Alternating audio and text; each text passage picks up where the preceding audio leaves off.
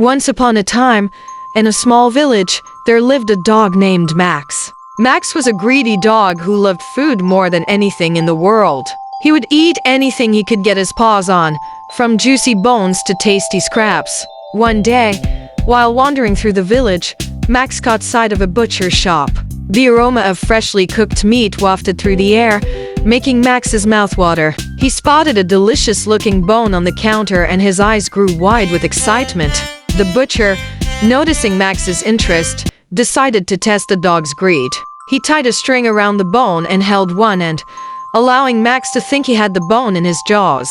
Max pulled and tugged, but the butcher held firm. As Max pulled, the butcher slowly let out more string, allowing Max to think he was getting closer to getting the bone. Max's greed grew, and he pulled harder, his jaws snapping wildly. Finally, with one last tug, Max fell backward, the string slipping from the butcher's hands. But instead of getting the bone, Max realized he had pulled the string out of the butcher's hands and into his own mouth.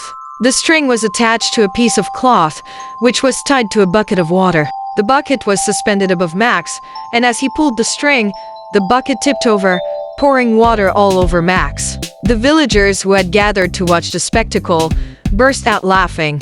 Max, drenched and disappointed, realized his greed had cost him the bone and left him soaked. He slunk away, his tail between his legs, vowing to be more mindful of his desires. From that day on, Max learned to appreciate what he had and not be so greedy. He became a wiser, more content dog, and the villagers would often say, "Greed can lead to loss," just like Max and his bone.